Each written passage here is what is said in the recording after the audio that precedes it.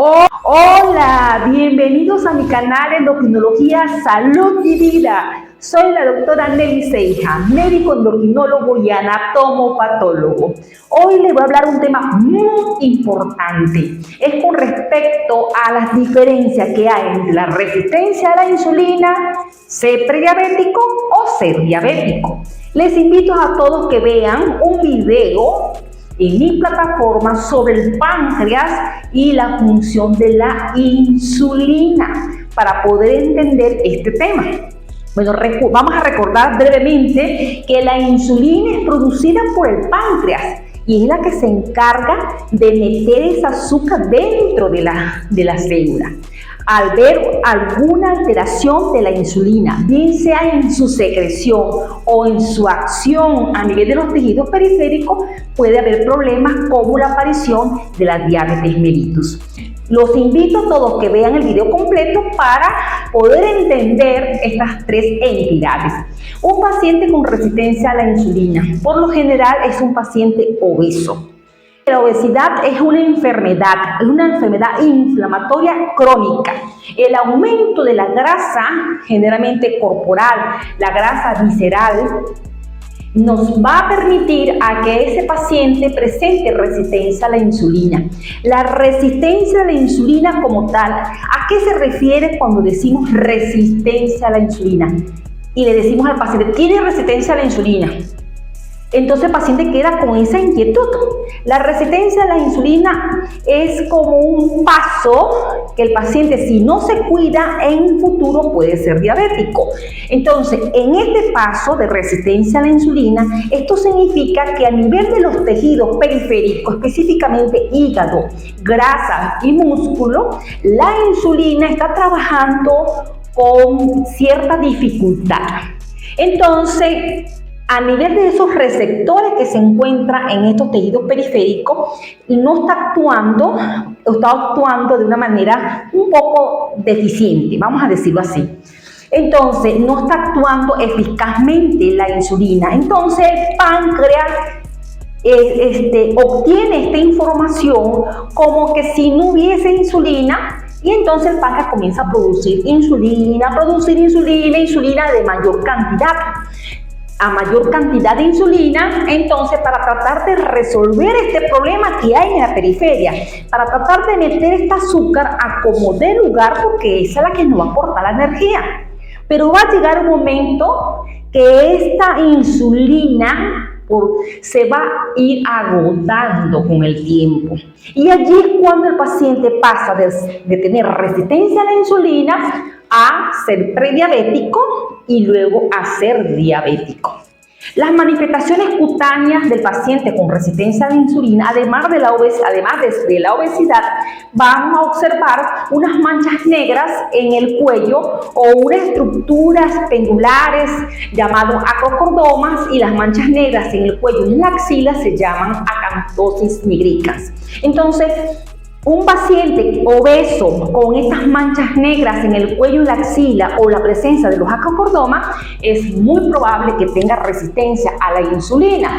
Y si le realizamos el estudio de la glucosa en ayuna, por lo general va a ser normal, es decir, va a estar entre 70 a 100 miligramos por decilitro, o va a presentar una glucosa en ayuna baja, por debajo de 70 miligramos por decilitro.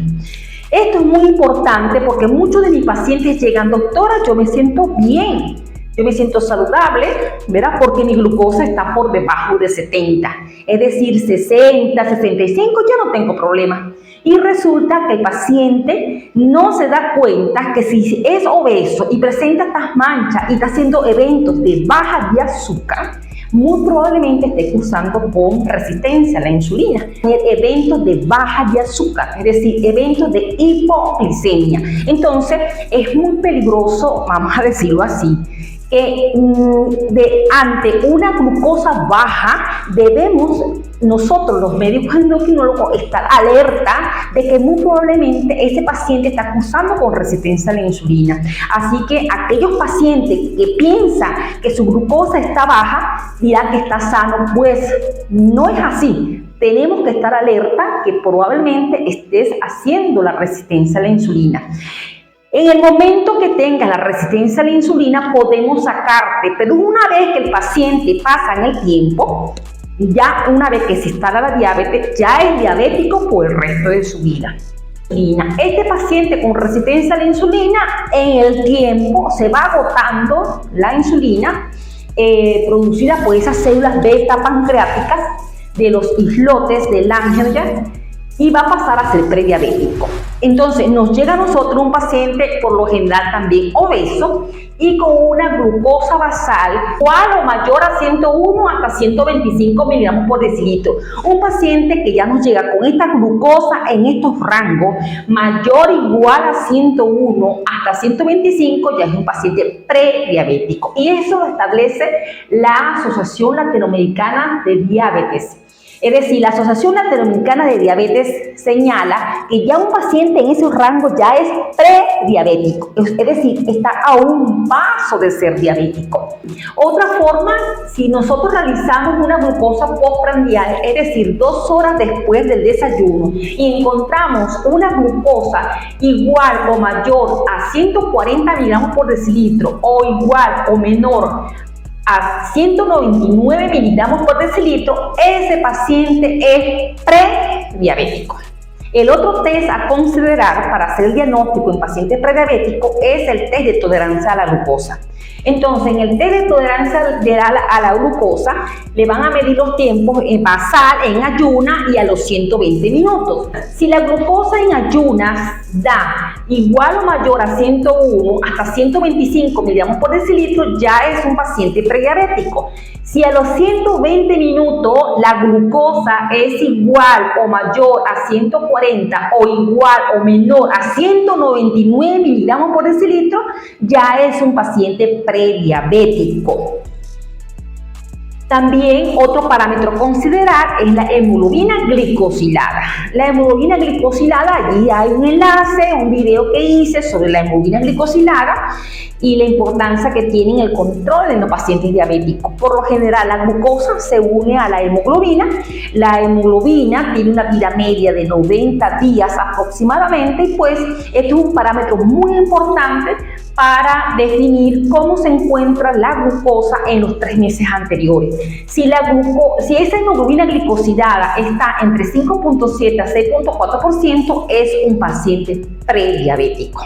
Pero por lo general la insulina va a estar normal o aumentada. ¿Qué quiere decir esto? Esto quiere decir que el paciente está pasando de resistencia a la insulina, se está agotando la insulina a medida que pasa el tiempo y está pasando pues a ser prediabético. Ahora, vamos al diagnóstico de la diabetes. Son varios parámetros que usamos nosotros para establecer el diagnóstico de diabetes y así lo establece el ALAT. La diabetes, el paciente puede venir obeso o ya que ha perdido peso por la descompensación metabólica. ¿Cuáles van a ser estos parámetros? Una glucosa basal, una glucosa en ayuna igual o mayor a 126 miligramos por decilitro. En 2 oportunidades ya el paciente es diabético.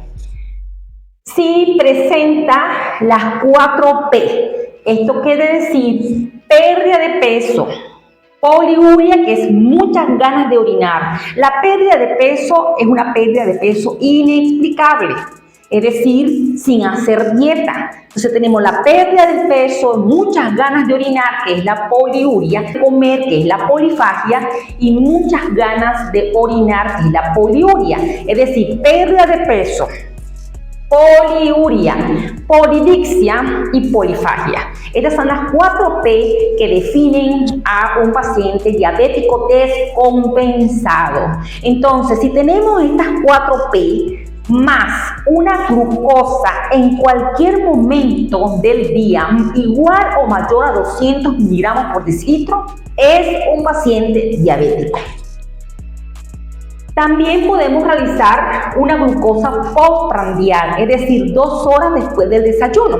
Si esa glucosa sale igual o mayor a 200 miligramos por decilitro, ya es un paciente diabético. También podemos utilizar el test de tolerancia a la glucosa. Pasar en ayunas, si nos da una glucosa igual o mayor a 126 miligramos por decilitro, ya el paciente es diabético. Si a las 2 horas, ¿verdad?, da igual o mayor a 200 miligramos por decilitro, el paciente es diabético. Y la hemoglobina glicosilada si es mayor a 6.5%. Podemos encontrar una insulina elevada, es decir, que ese paciente todavía si el paciente está empezando la diabetes, podemos encontrar una insulina elevada. De lo contrario, esta insulina va a estar baja. Entonces, esto es muy importante que lo tomen en cuenta. ¿Por qué? Porque muchos de nuestros pacientes nos llegan a la consulta y están preocupados porque no saben dónde ubicarse. Si es que tienes resistencia a la insulina, si eres prediabético y si eres diabético. Aquí lo más importante para las 3 entidades es que el paciente debe mejorar la alimentación. Recuerden que todo comienza por la obesidad. Es decir, esa grasa acumulada en nuestro organismo, esa grasa visceral, esa grasa induce a la producción de muchas citoquinas en nuestro cuerpo, y este es el principio de todos estos eventos. Entonces, si nosotros mantenemos una dieta adecuada donde bajamos estos carbohidratos y realizamos ejercicios predominantemente aeróbicos, de esta forma el paciente que tiene resistencia a la insulina podemos revertirlo. Mientras que el paciente prediabético y diabético, ya de por sí, una vez hecho el diagnóstico, van a ser prediabético y diabético por el resto de la vida. Sin embargo, podemos establecer que el paciente prediabético, el cuadro no lo vamos a revertir. Lo que vamos a hacer es una remisión del cuadro de prediabetes. Es decir, que este paciente podemos hacer que su enfermedad no avance a ser diabético. Pero ¿cómo lo vamos a lograr? Con los ejercicios, una dieta hipocalórica. Entonces, para ese paciente diabético, igualmente ya sería disminuir los carbohidratos y realizar los ejercicios aeróbicos para evitar disminuir a futuro las complicaciones crónicas de la diabetes.